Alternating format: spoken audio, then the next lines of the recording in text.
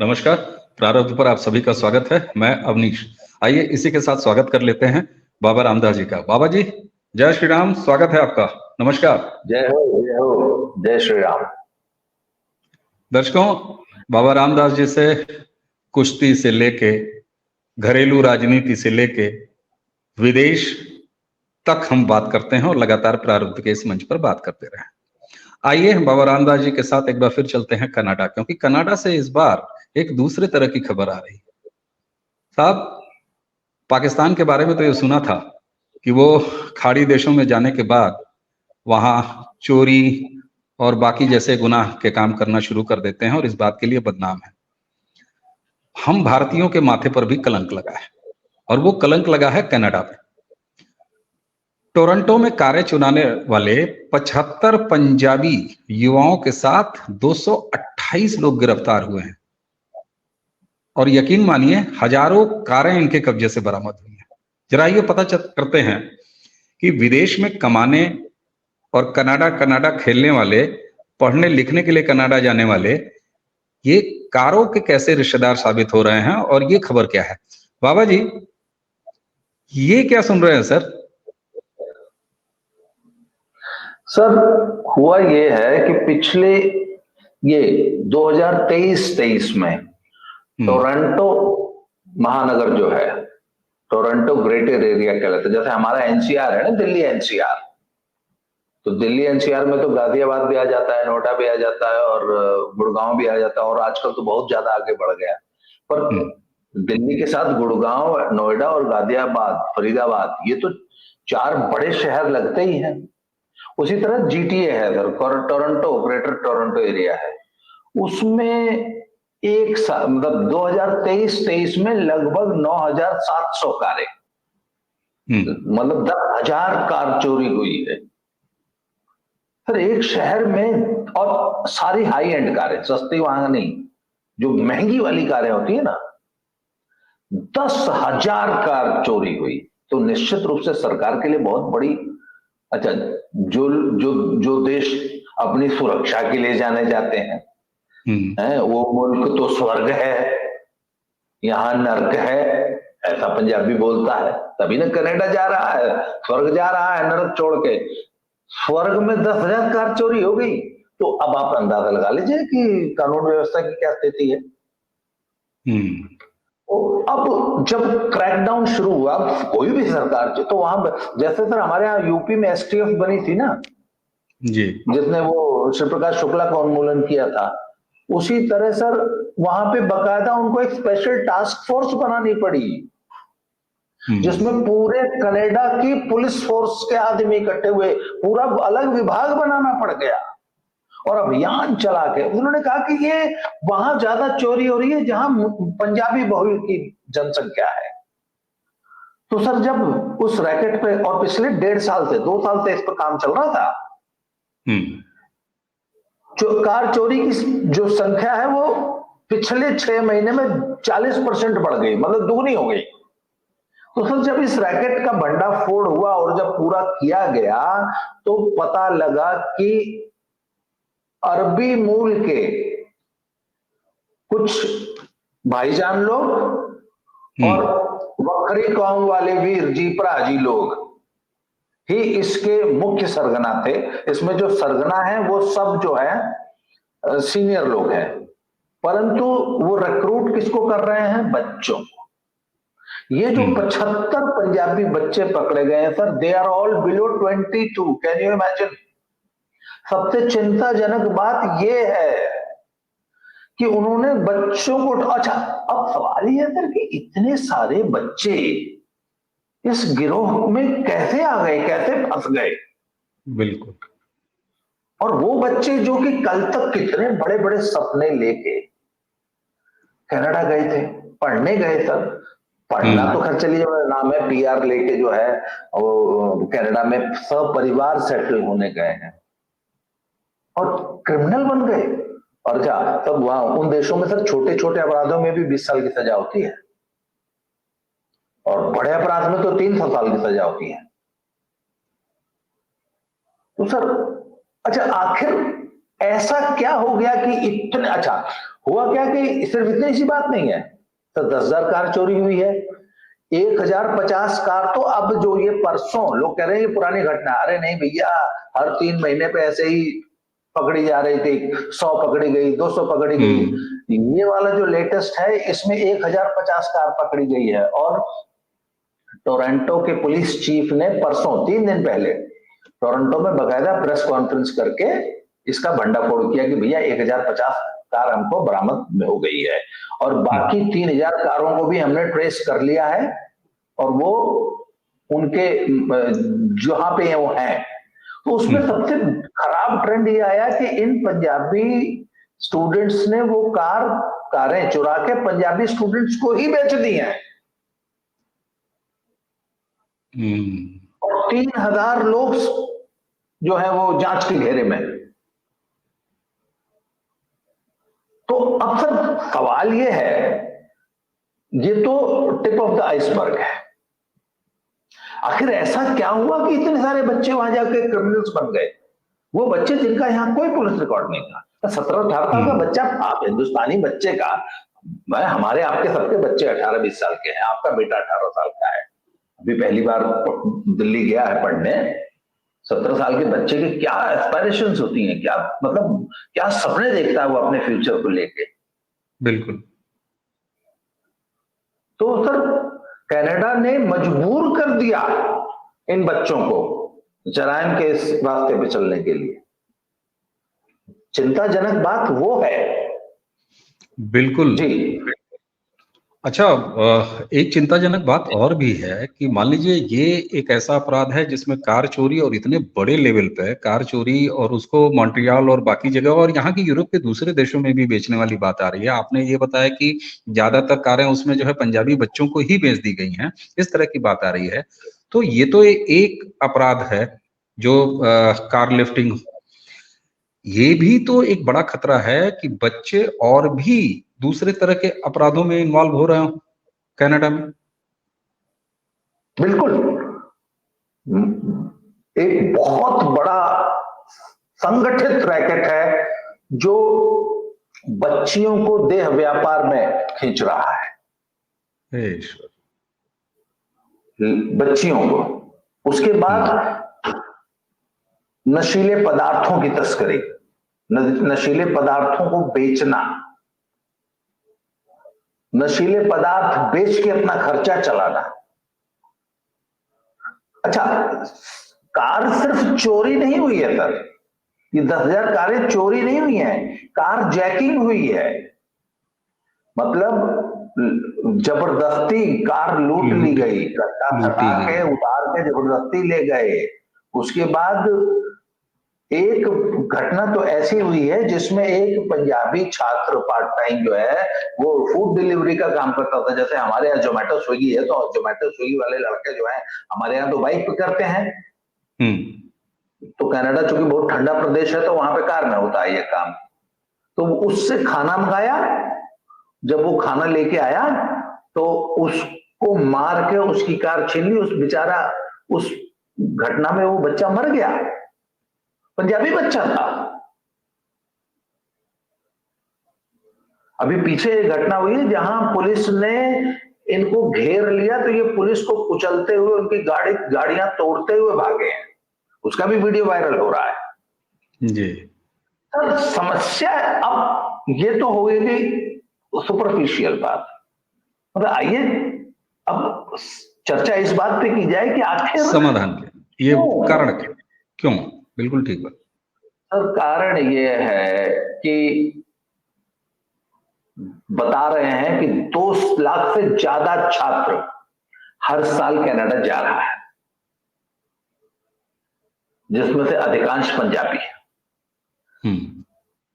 अब सर बात यह है कि कनाडा में एक भयंकर हाउसिंग क्राइसिस चल रहा है, समस्या नहीं है वो, क्राइसिस बोलते हैं उसको वो लोग, कि मकान मिल ही नहीं रहे। बात ये ना सर, एक शहर में मान लीजिए कुछ लोग आए लिखने पढ़ने या नौकरी करने, साल 6 महीने बाद 2 साल जब पढ़ लिए तो अपने वापस घर चले जाते हैं। पर पंजाब में जो लोग जा रहे हैं वो वहां पढ़ने तो जा ही नहीं रहे, वो तो वहां सेटल होने जा रहे हैं। तो जो एक बार पंजाब वहां कनाडा चला जाता है वो वापस थोड़ी ना आता है। तो हर साल 2, 4, 5 लाख, क्योंकि जो आज से 5 साल पहले गए थे, मान लीजिए उनको पीआर मिल गई तो वो अपने माँ बाप को भी ले गए, परिवार को ले गए। नेचुरल है, तो स्वाभाविक है तो। हर साल 2 लाख हाउसिंग नहीं चाहिए। चाहिए कहां? शहर के अंदर। हिंदुस्तान की जो सबसे बड़ा डिविडेंड है सर, हमारे यहाँ इतनी जनसंख्या है कि हमारे यहाँ इफरात पब्लिक ट्रांसपोर्ट, मतलब लोकल ट्रेन से लेके अपना ईएमयू मेमू से लेके, ट्रेन से लेके, बस से लेके, टैक्सी, कार, उसके बाद e rickshaw, rickshaw, auto rickshaw, share taxi. वहां पे कुछ नहीं है सर। वहां पे आपको सिर्फ अपनी कार में ही आप ट्रेवल कर सकते हैं, और अगर बस में जाएंगे तो वो इतनी घटिया और इतनी स्लो सर्विस है। लोग बताते हैं कि 15 किलोमीटर की यात्रा 1.5 से 2.5 घंटे में कवर होती है। तो सर वहां पे क्या है कि आपको उसी शहर के अंदर ही रहना है। 100 किलोमीटर दूर के रह के आप काम धंधा या पढ़ाई नहीं कर पाएंगे। यहाँ तो पानीपत से लड़का दिल्ली रोज आ जाता, आप बताइए। ठीक बात है। कानपुर से लड़के लखनऊ पढ़ने आ रहे हैं, क्यों? ठीक बात है। अब आप देख लीजिए तो नमो भारत जैसी ट्रेनें जो हैं वो मेरठ से और एनसीआर में जो है डेली अप डाउन कराया करेंगी और करा रही हैं। तो सर बात यह कि हाउसिंग का बड़ा जबरदस्त क्राइसिस हो गया है। मकान किराए पे मिल नहीं रहे हैं, और मकान जो मिल रहे हैं वो इतने महंगे हो गए कि उसको लोग अफोर्ड नहीं कर पा रहे हैं। उसके बाद भोजन इतना महंगा हो गया है कि लोग बता रहे थे, मुझे कल एक महिला हमारी एक मित्र है, वो कनाडा भी शिफ्ट हुई है, वो कहते हैं कि लिटरली जो आदमी भोजन के लिए तरसता है ना, कहते जबकि मैं और मेरे पति दोनों काम करते हैं, कहते जब हम जाते हैं हम $150 का राशन लेके आते हैं, जो कि एक हफ्ते में पूरा नहीं होता। पहले $150 का राशन पूरा परिवार का 1 महीने का चलता था। आज $150, मतलब लोग बता रहे थे कि $103 का एक खीरा है। गोभी का फूल 300 से लेकर 600 रुपए का एक गोभी का फूल। उसको डॉलर में कन्वर्ट कर लीजिए 60 रुपए के हिसाब से। अच्छा, स्टूडेंट के साथ एक प्रॉब्लम है, उसको वहां पे सेटल होना है, अगर पीआर लेनी है तो एक तो अपनी पढ़ाई पूरी कर दी है। पढ़ाई कोई यहाँ काशी विद्यापीठ तो है नहीं कि कुछ और लिख दे लेकर पास हो जाए, ऐसा है नहीं। पढ़ाई प्रॉपर करनी, अगर पढ़ाई नहीं करेगा तो फिर पीआर नहीं मिलेगी। उसके बाद अगले सेमेस्टर की फीस देनी है, मकान का भाड़ा देना है, खर्चा देना है, खाना खरीदना है, प्लस कुछ कर्जा घर पे भी चुकाना है। बेरोजगारी का ये आलम है कि हफ्ते में 20 घंटा काम करना अलाउड होता था, 1 घंटे का काम नहीं मिल रहा है, 20 तो बहुत बड़ी चीज, काम है नहीं। तो सर बच्चे वहां बहुत बुरी स्थिति में रह रहे हैं, इतनी बुरी स्थिति में रह रहे हैं कि अब आप सोच नहीं, मैं मतलब यहाँ पे मैं उसको आपको बता नहीं पाऊंगा उस स्थिति की, आप कल्पना नहीं कर सकते। अच्छा। तो सर ऐसे में बच्चियां हताशा में। भाई भोजन के लिए तो पहले गुरुद्वारों में जाते थे, पेट भर खाना मिलता था, आजकल गुरुद्वारों ने राशनिंग कर दी है। एक बच्ची का वीडियो आया कि वो गुरुद्वारे में गई, उसने चाय के साथ 1 पराठे ले ली, खा ली, और दूसरी उसने बोला एक और मुझे दीजिए, मैं कागज में लपेट के दोपहर में खा लूंगी। तो 4 गुरुद्वारे के भाई आ गए, उन्होंने उससे डांटा फटकारा और वो रोटी वापस ले ली। तो आप इस घटना से उस पूरे समाज की मनस्थिति का अंदाजा लगा पा रहे हैं? वो गुरुद्वारे जो गुरु का लंगर चलाने के लिए ख्यात है, लोग बताते हैं कि इन गुरुद्वारों में आज से 4-5 साल पहले 56 भोग खाने को मिलता था, 56 टाइप का आइटम सर, जैसे स्प्रेड होता है ना बुफे में, ऐसे भोजन मिला करता था। वहां अब वो रोटी की राशनिंग करनी पड़ रही है, ये स्थिति आ गई है कनाडा में। ऐसे में सर बच्चों के पास कोई चारा ही नहीं बचा है। ऐसे में समझा। अगर कोई एक आदमी है कि यार जो है कोई रिस्क नहीं है, कुछ नहीं है, $1000 तुमको मिल जाएगा या $500 मिल जाएगा, अरे वो $20 के लिए मरा जा रहा है तो आपने उसको $1000 का लालच दे दिया हम्म, क्यों? ठीक और बात है, आपने ये बिल्कुल। कन्विंस कर दिया कि कुछ नहीं होगा, हम्म। फंस गया बेचारा बच्चा। अच्छा, बच्चों की एक बहुत बड़ी समस्या है, 30-40 लाख कर्जा लेके गए पूरे गांव। जिस दिन वीजा आया था उस दिन घर में सेलिब्रेशन हुआ था जैसे कोई बहुत बड़ा, जैसे ओलंपिक मेडल आ गया हो। वीजा को इतनी सेलिब्रेशन है यार, पूरे इलाके में बात फैल जाती, फलाने का वीजा आ गया। फिर माँ बाप के सपने अब उनको ऐसा लगता है कि बस कनाडा जाएगा तो वहां पेड़ों पे से डॉलर लटके होते हैं, बस खाली तोड़ना ही तो है डॉलर। ये गलत फहमी थी आज तक पंजाब के लोगों को कि बस जो हाँ। एनआरआई हो गया वो तो हो गया।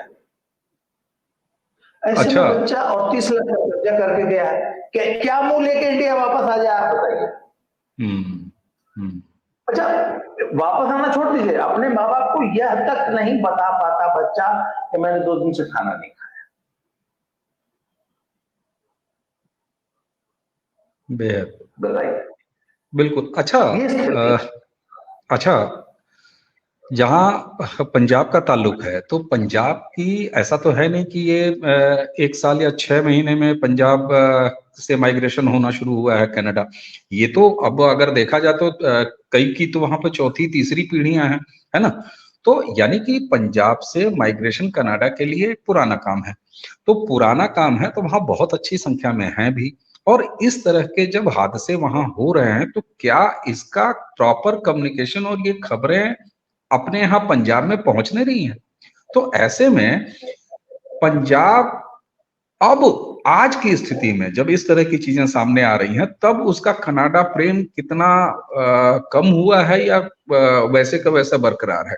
कुल मिला के मैं ये जानना चाहता हूं कि पंजाबी समाज में इस बात को लेके कोई धारणा बदली है कनाडा माइग्रेशन को, कि अभी भी स्थिति वही है इन तमाम खबरों के सरफेस पे आने के बाद? सर देखिए, आज से 2-3 साल पहले ये समस्या नहीं थी। 3 साल पहले, कोविड से पहले नॉर्मल चल रहा था, कुछ बच्चे जाते थे और थोड़ा बहुत संघर्ष तो था पर तो खर्चा निकाल लेते थे, काम मिल जाता था। काम इतना था कि बच्चा अपनी फीस और रहने का खर्चा कम से कम निकाल लेता। कोविड के बाद कुछ पूरा यूरोप, अमेरिका और स्पेशली कनाडा में कुछ ज्यादा ही बड़ा रिसेशन आया, और उधर न्यूजीलैंड न्यूजीलैंड ने तो बकायदा मंदी, महामंदी घोषित कर दी ना, डिप्रेशन ना है, शायद रिसेशन डिप्रेशन में जो भी अंतर होता होगा। मैं तो रेस्ट्रिक्शन। कनाडा में तो भयानक मंदी चल रही है इस समय, काम है नहीं, ऊपर से छात्रों की संख्या। अच्छा, भाई ये छात्र आमदनी का स्रोत है। कल मैं एक वीडियो देख रहा था, उसमें एक छात्रा बोली कि यूनिवर्सिटियों ने, वहां के कॉलेजेस ने इतने ज्यादा छात्र ले लिए कि क्लासरूम नहीं बचे हैं, इसलिए उनके पास जो कॉन्फ्रेंस हॉल और बड़े बड़े सिनेमा हॉल टाइप के हॉल्स होते हैं, उन हॉल्स में जैसे एक सिनेमा हॉल में क्लास लग रही हो, क्लास लगा रहे हैं, क्यों? अरे भैया पैसा आता है, इंटरनेशनल स्टूडेंट आता है तो कनाडा में पैसा आता है, तो भर्ती कर लिया सबको, आने दो। रहेंगे कहां, खाएंगे क्या, खर्चा कैसे निकालेंगे? आखिर उस लड़के को $2000 तो जिंदा रहने के लिए चाहिए। वहां पे अगर कॉस्ट ऑफ लिविंग जिंदा रहना है तो $2000 चाहिए, तो $2000 कहां से लाएगा लड़का? ये सोचा ही नहीं कैनेडियन गवर्नमेंट ने। इसके अलावा हुआ क्या था कि जब कोविड में, जब इनके यहाँ मंदी आई ना, तो इन्होंने सूट के नोट छापा, मतलब खूब, मतलब कनाडा वेनेजुएला बनने की कगार पे है था। जी हाँ, लोगों को मेरी बात अतिशयोक्ति लग सकती है, अचानक कोलैप्स करेगा पाकिस्तान की तरह, इतना बुरा हाल है। तो अच्छा, पंजाबी आज भी 10, 20, 30 साल पुराने वाले एरा में जी रहा है। फिर इस समाज की विडंबना यह है, आपको कैन यू इमेजिन कि लोग अपनी कार के पीछे एनआरआई का स्टिकर लगा के घूमते थे। लोग अपने घरों के साथ, आपके घर के आगे नेम प्लेट लगी होगी तो आपके पिताजी का नाम लिखा होगा ना, है ना। हमारे यहाँ पूर्वांचल में वो लोकगीत कलाकार जो ऑल इंडिया रेडियो पे जिनका एक बिरहा बज जाता था, तो अपनी चुटहिया जीप के पीछे लिखते थे लोकगीत कलाकार, आकाशवाणी कलाकार लिख लेते थे ना। यहाँ पे लोग अपने घर के आगे ब्रास की नेम प्लेट लगाते थे एनआरआई। ये ऑब्सेशन था सर। तो उस जमाने में जो 30-40 साल पहले एनआरआई चला गया, तो वो वहां वाकई मोटा पैसा कमा के यहाँ इन्वेस्ट करता था, बड़ी बड़ी कोठियां बनाते थे, यहाँ आते थे तो इतनी मोटी मोटी गले में चेन पहन के जो है, और कारें घूमते थे और जबरदस्त शॉपिंग करते थे। सब रिश्तेदार उनको ऐसे करके आंख फाड़ के देते थे, अरे यार ये तो बहुत बड़ा आदमी आया है। अब सर मैं बेचारे एनआरआईज को देखता हूँ ना, तो मैं हमेशा ये सोचता हूँ कितना गरीब आदमी है यार। मैं जब सर कल मैं एक और वीडियो देख रहा था, करीब 2 घंटे का पॉडकास्ट था, उसमें एक एनआरआई कपल जो कि इंडिया में दिल्ली में सॉफ्टवेयर इंजीनियर थे और हाईली सक्सेसफुल थे, उनको पता नहीं क्या कीड़ा काटा, वो कनाडा चले गए। और सर उन्होंने अपनी दास्तान सुनाई है, 2 घंटे का वीडियो है, मैं आपको लिंक भेजूंगा। आप सर, आपको हॉल हो जाएगी, हो सकता है आपको डिप्रेशन का दौरा पड़ जाए उनकी कहानी सुन के।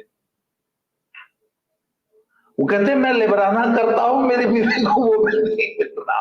और कैसे जिंदा है वो लोग, और जो वहां के गंदे मौसम और टफ लाइफस्टाइल और इतनी कठिन जीवन की कहानियां जब हमने सुनी, मतलब दांत में दर्द हो गया तो यहाँ के 2-4 बीघा जमीन बिक जाए दांत का दर्द चेक कराने में। चोट लग गई, एक्सरे कराना है, 6 महीने बाद नंबर आएगा, ये हालत है। ठीक बात। अच्छा, ये सारी हकीकतें हम मैं एक तरफ मेरा ध्यान जा रहा है कि उसी कनाडा में वो जो धार्मिक संगठन थे, जो परोपकारी संगठन थे, वो भी खूब ज्यादा एक्टिव हैं। यहाँ भारत में संगठनों को पैसा भी खूब ज्यादा वहां से चंदे आते थे तमाम लोगों को, है ना, जो इस समय डिब्रूगढ़ से और पता नहीं कहाँ कहाँ की जेलों में भटक रहे हैं। ऐसे में वो फंडिंग अब इन पंजाबी बच्चे जो वहां पर इतनी तंगाली में जी रहे हैं, उनके कल्याण के लिए क्यों नहीं सामने आ रही है ऐसी संस्थाएं या वहां का समाज? सर बच्चों की संख्या पता है कितनी है? 5 लाख से ऊपर। और कल्याण, ये इन बच्चों को वहां पे देह व्यापार में धकेलने वाले, जराइम की दुनिया में धकेलने वाले और उनका शोषण करने वाले, 1000 रुपए का मकान 3000 में देने वाले, ये पंजाबी समुदाय ही तो है। अंग्रेज थोड़ी ना वहां पे इन पंजाबी बच्चों का शोषण कर रहा है, वहां का पंजाबी समुदाय ही इन पंजाबी बच्चों का शोषण कर रहा है। और सर वो जितना भी है ना, sir it is just propaganda. वहां पे इस एड के नाम पे वहां पे मोटी फंडिंग इकट्ठी की जाती है, उसमें थोड़ा सा खर्च करके बाकी वो करोड़पति बने घूम रहे हैं। आम जनता की सेवा कौन कर रहा है? आम जनता, इन बच्चों को लूटने के लिए वहां गिद्ध तैयार बैठे हैं, और वो सब पंजाबी समुदाय के लोग हैं। अच्छा ठीक है, अगर ये उसी समुदाय के लोग हैं और आम जनता का कल्याण वो नहीं कर रहे हैं, आम जनता प्रताड़ित हो रही है, तो जरा ये मेरी समझ में नहीं आ रहा है कि पंजाब में बैठी हुई जो आम जनता है उसके समझ में ये बात क्यों नहीं आ रही?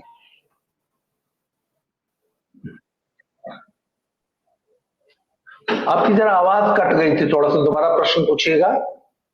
मैं ये पूछ रहा हूं कि आप जब ये कह रहे हैं कि उन तत्वों को जो कि फंडिंग इकट्ठा करते थे और थोड़ा सा बांट के अपने काम के लिए खर्चा करते थे, आम जनता की उनको कोई जो है फिक्र नहीं है, तो ये बात पंजाब के यानी भारत के पंजाब के आम जनता को समझ में नहीं आ रहा?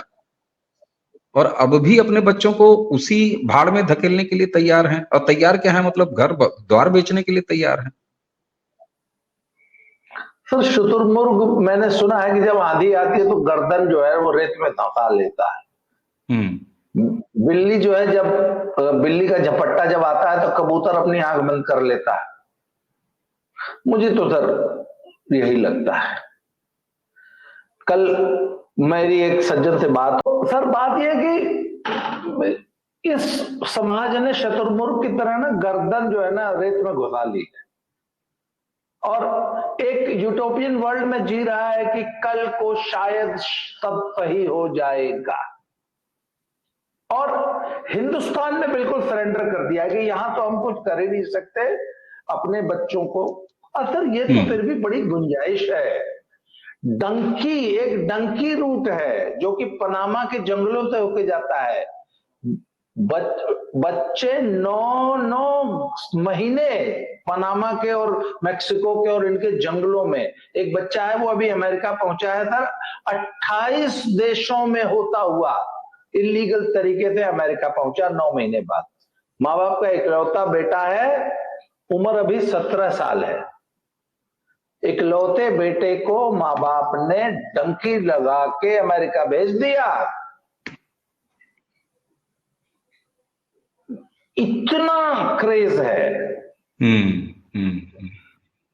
तो सर बात यह ना कि समाज को एजुकेट होना ही पड़ेगा, समझना पड़ेगा। बिल्कुल, और समझना इसलिए पड़ेगा बाबा जी, क्योंकि ये हमारे देश के बच्चे हैं, हमारे अपने बच्चे हैं।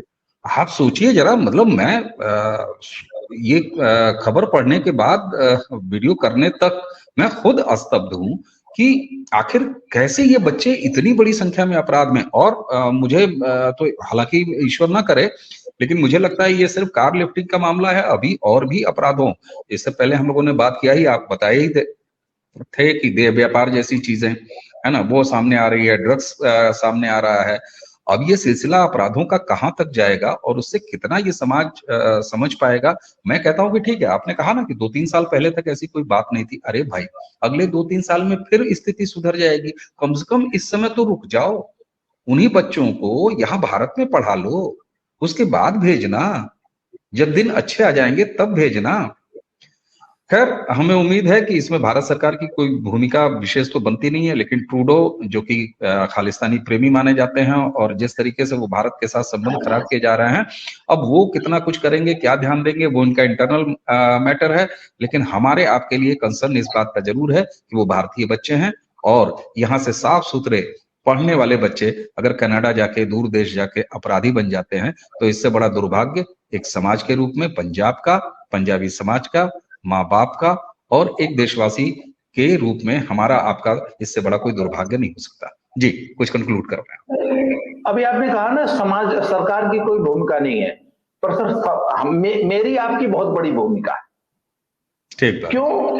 क्योंकि ये बीमारी मैं हिंदुस्तान के पूरे यूथ में फैलती हुई देख रहा हूं। मुझे बिल्कुल भी आश्चर्य नहीं होगा कल को आपका बेटा भी आपसे कहे कि पापा 25-30 लाख लगा के मुझे भी कनाडा भेज दीजिए। जी हाँ, ये सिर्फ पंजाब तक सीमित नहीं है बीमारी। ये बीमारी, अच्छा ये है क्या सर? सक्सेस के का शॉर्टकट है। ये जो 60 रुपए का, 80 रुपए का जो डॉलर है ना, ये उसके प्रति दीवानगी है। यहां मेहनत न करनी पड़े, वहां तो अगर ट्रक भी चलाएंगे, कोई पेटी जॉब भी करेंगे, तो भी जो है सर ये तो सर मुझे आपको या हम लोगों को एजुकेट करना होगा अपने यूथ को कि एक तो अच्छे बेहतर जीवन, बेहतर लाइफस्टाइल, फ्यूचर को परिभाषित करो अपने लिए कि what do you mean by better lifestyle. आखिर सोच क्या है तुम्हारी? तुम बेहतर फ्यूचर किसे मानते हो? अच्छी जिंदगी किसे मानते हो? सर एक व्यक्ति सुबह -40 डिग्री में सुबह 3:45 बजे उठ के लेबराना मतलब लेबर का काम करने के लिए, क्योंकि उसकी सुबह 6 बजे शिफ्ट शुरू होती है, -40 डिग्री में अपने घर से उठ के जाता है। ये बेहतर जीवन है। और वो आदमी सॉफ्टवेयर इंजीनियर था दिल्ली में। तो सर आज के यूथ को ये बताने की जरूरत है बेटा कि सबसे पहले तो बेहतर जीवन होता क्या है, इसको डिफाइन करो अपने लिए जी। इसमें हमारी आपकी समाचार माध्यमों की है, हम we are in the field of educating people, हम लोगों को जागरूक कर रहे हैं, इसलिए हम ये वीडियो बना रहे हैं। बिल्कुल बिल्कुल। और हमें उम्मीद है कि ये वीडियो जहां तक पहुंचेगा, हमारे इस विनम्र प्रयास को और हमारे इस विनम्र निवेदन को आप जरा अंतरात्मा से सोचिए और तमाम वो समाज सोचेगा और कम से कम अपने बच्चों को इस तरह से अपराधी बनने से रोकने की पहल करेगा। बाबा जी, आज आपने इस महत्वपूर्ण विषय पे हमें समय दिया, आपका बहुत बहुत धन्यवाद। आइए दर्शकों, बाबा रामदास जी को धन्यवाद कहने के साथ ही आप सभी से विदा लेते हैं। नमस्कार, प्रणाम।